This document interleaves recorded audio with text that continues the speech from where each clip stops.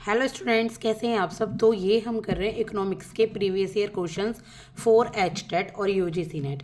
अगर आप H TET या यूजीसी नेट की तैयारी कर रहे हैं तो ये आज मैं बैलेंस ऑफ पेमेंट या बैलेंस ऑफ ट्रेड से आपके लिए मल्टीपल चॉइस क्वेश्चन लेकर आई हूँ। आई होप कि आपने तैयारी कर भी ली होगी, थोड़ी बहुत रह गई हो तो आप एक बार इन क्वेश्चन से कंप्लीट कर सकते हैं। ये एमसीक्यूज हैं या आप इन्हें प्रीवियस ईयर क्वेश्चन भी कह सकते हैं। यही सारे क्वेश्चन आते हैं एग्जाम्स में। तो चलिए हम डिस्कस करते हुए इसकी तैयारी करते हैं। कुछ वीडियोस मैंने पहले भी अपलोड कर दी हैं जो कि आपको H TET previous year question economics की सीरीज़ में आपको मिल जाएंगी। प्लेलिस्ट अवेलेबल है चैनल पर। सब्सक्राइब ना किया हो तो प्लीज़ कीजिएगा।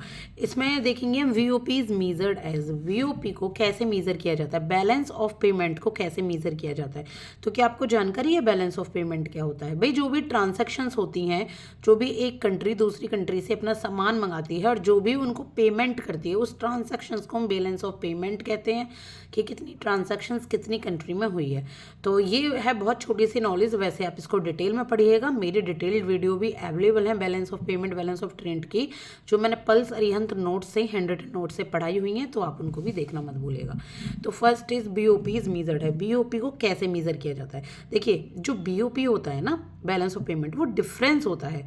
जितनी भी फॉरेन एक्सचेंज आपने की हैं, फॉरेन में आपने कोई सामान भेजा है, कोई मंगाया है, और जो भी फॉरेन से आपकी करेंसी आई है और गई है, उनके बीच की जो रिसिप्ट होती है उसको कहते हैं बैलेंस ऑफ पेमेंट। तो हमारा जो आंसर निकल रहा है वो है number D is the right answer. ये रिसिप्ट है, ठीक है। ये डिफरेंस बिटवीन विजिबल आइटम्स का नहीं है, ये इनविजिबल आइटम्स का भी डिफरेंस होता है। ये सिर्फ इनविजिबल का भी नहीं है, और ये एक्सटर्नल और इंटरनल फ्लो ऑफ गोल्ड का भी डिफरेंस नहीं है, बल्कि जितनी भी ट्रांजैक्शन हुई है, जितनी भी इनविजिबल विजिबल आपका पेमेंट होता है, उसकी रिसिप्ट होती है balance of payment. I hope कि आपको समझ आ गया होगा। इसके बाद है बैलेंस ऑफ ट्रेड क्या होता है, उसको कैसे मेज़र किया जाता है। देखिए, जो बैलेंस ऑफ ट्रेड को मेज़र किया जाता है ना, ये होता है डिफरेंस होता है जितना भी इंपोर्ट आपने सामान मंगाया है और एक्सपोर्ट जो आपने किया है उसके बीच का डिफरेंस। अब आप कहोगे मैम आपने तो ये बैलेंस ऑफ पेमेंट भी बताया था, अब बैलेंस ऑफ ट्रेड भी सेम चीज़ है। देखिए, दोनों में अंतर समझिए। बैलेंस ऑफ पेमेंट रिसीप्ट है कि आपने कितना मंगाया है, ठीक है। फॉरेन एक्सचेंज कितना किया, आपके पास फॉरेन करेंसी कितनी आई है, आपने अपनी करेंसी कितनी पे की है। बैलेंस ऑफ ट्रेड में ये डिफरेंस होता है आपने कितना इंपोर्ट किया है और आप कितना एक्सपोर्ट कर रहे हैं गुड्स का, ठीक है। तो ये हो जाता है आपका बैलेंस ऑफ ट्रेड। तो इसका हो जाएगा number A is the right answer, ठीक है। इसके बाद है number 3, that is in which of the following categories are the transactions of balance of trade recorded. कि इनमें से किस कैटेगरी में बैलेंस ऑफ ट्रेड के ट्रांजैक्शन को रिकॉर्ड किया जाता है। क्या ये विजिबल आइटम के लिए होता है, या इनविजिबल यानी कि सर्विसेज के लिए, या कैपिटल ट्रांसफ़र के लिए, जो आप सिर्फ धन भेजते हैं। जैसे कि कोई कहीं बाहर जॉब कर रहा है, वो फिर अपने घर पे पैसे भेजे, तो ये होता है आपका विजिबल आइटम के लिए। जो बैलेंस ऑफ ट्रेड है उसमें विजिबल आइटम ही आते हैं और बैलेंस ऑफ पेमेंट में दोनों ही आते हैं। बैलेंस ऑफ ट्रेड एक तरीके से बीओपी का एक पार्ट है। इसके बाद है number 4, that is which of the following transactions are recorded in the current account of balance of payment. इनमें से कौन सा ट्रांजैक्शंस बैलेंस ऑफ पेमेंट के करंट अकाउंट में आता है। बैलेंस ऑफ पेमेंट के दो अकाउंट होते हैं, आपने पढ़ा होगा, एक होता है कैपिटल अकाउंट, एक होता है करंट अकाउंट।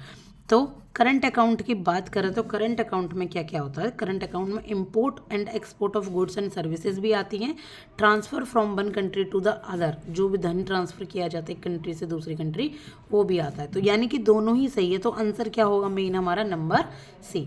इसके बाद है which of the following items relate to BOP on capital account. इनमें से कौन से आइटम बीओपी से रिलेटेड है, बैलेंस ऑफ पेमेंट से। यहाँ ध्यान रखिएगा, यहाँ ट्रेड नहीं है, पेमेंट है।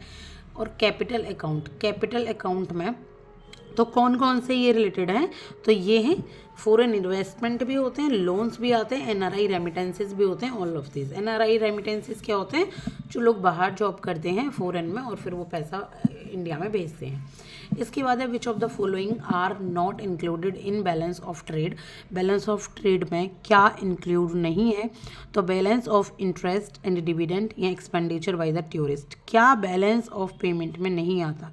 तो देखिए, बैलेंस ऑफ पेमेंट में ना तो पेमेंट आती है इंटरेस्ट और डिविडेंड की, भाई इसको थोड़ी ना पे करेंगे, कोई सामान थोड़ी ना मंगाया, ना ही जो टूरिस्ट ने एक्सपेंडिचर किए वो आते हैं। तो दोनों ही गलत है, आंसर हो जाएगा number C, if the value of visible export exceeds the value of visible exports the balance relates to. इसमें कहा गया है अगर जो विजिबल एक्सपोर्ट है यानी कि जो आप गुड्स भेज रहे हैं जिनको आप देख सकते हैं, अगर वो ज़्यादा हो जाते हैं इम्पोर्ट से, तो बैलेंस का क्या मतलब है भाई? जो आप ज़्यादा भेज रहे हैं, भेजना यानी कि आपका एक्सपोर्ट ज़्यादा है आपके इंपोर्ट से, तो उसे हम क्या कहेंगे? उसे कहेंगे हम बैलेंस ऑफ ट्रेड। ठीक है, क्या कहेंगे? Balance of trade. इसके बाद balance of payment is in disequilibrium when. Balance of payment disequilibrium कब होगा, हमें ये बताना है। तो बैलेंस ऑफ पेमेंट कब डिसइक्विलिब्रियम होता है बताइए? बैलेंस ऑफ पेमेंट तब डिसइक्विलिब्रियम होता है जब current account balance plus capital account balance is not equal to zero. भाई ये भी सही है, अगर करंट अकाउंट बैलेंस और कैपिटल अकाउंट बैलेंस है वो जीरो नहीं आ रहा, यानी कि जो आपने भेजा है जो आपके पास आ रहा है वो जीरो नहीं है, तो डिसइक्विलिब्रियम है, बिल्कुल है। Number A.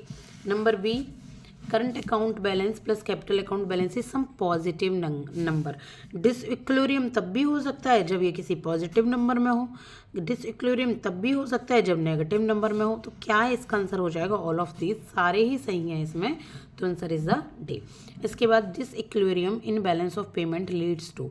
Balance of payment में डिसइक्विलिब्रियम का क्या मतलब होता है? यानी कि जो आपकी समानताएं नहीं होती उसका क्या मतलब है? तो उसमें है कि इंक्रीज हो जाए या तो आरबीआई के ऑफिशियल रिजर्व में फॉरेन करेंसी आरबीआई के पास जमा हो जाए, या डिक्रीज हो जाए आरबीआई के पास फॉरेन करेंसी, तो दोनों में ही डिसइक्विलिब्रियम की स्थिति होती है। Number C is the right answer. इसके बाद है number 10, that is autonomous items are related to those transactions which. इसमें क्या है कि ऑटोनोमस जो आइटम है यानी कि जिन आइटम्स को आप जानते नहीं हो वो किस ट्रांजैक्शन से रिलेटेड है, किस में आएंगे? तो ये आएंगे are not determined by motive of profit. ये प्रॉफिट के लिए नहीं होते और ना ही ये कंसर्न होते हैं बीओपी को इक्वल लाया जाए, बैलेंस ऑफ पेमेंट को इक्वल ला जाए, तो दोनों ही सही है। Answer is the C. Accommodating items are those items of BOP which. इसमें कहा गया है कि जो एकोमोडेटिंग आइटम है वो आइटम है बैलेंस ऑफ पेमेंट के। कौन से आइटम है? एकोमोडेटिंग आइटम का मतलब क्या होता है इसमें?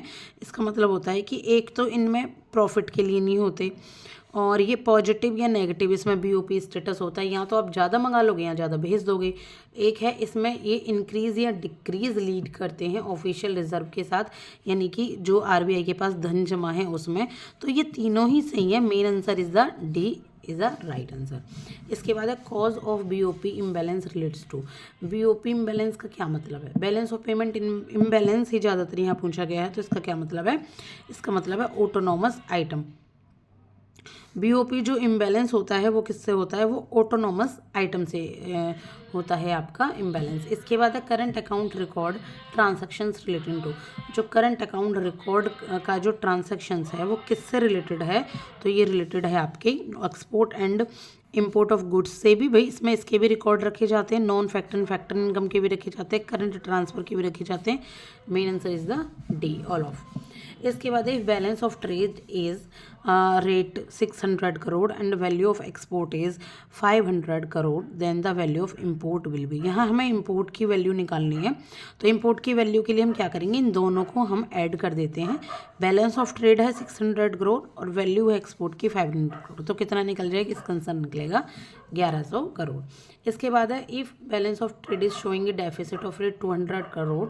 अगर यहाँ डेफिसिट अगर दिखा रहा है 200 करोड़ का और एक्सपोर्ट है 700 करोड़, तो वैल्यू ऑफ इंपोर्ट कितनी हो जाएगी? तो वैल्यू ऑफ इंपोर्ट के लिए इन दोनों को भी ऐड कर देंगे, दैट इज़ 900 करोड़। आपको लग रहा होगा मैम ने जल्दी जल्दी बता दिए हैं सारे आंसर्स एमसीक्यूज और कुछ भी नहीं समझाया, तो मैं पहली बात बता दूं, अगर मैं समझाने बैठूं तो एक ही क्वेश्चन का आंसर हम पूरी वीडियो में समझेंगे, पूरी क्लास में। मैं ये आशा करती हूँ कि आपने पहले से पढ़ लिया होगा इकोनॉमिक्स।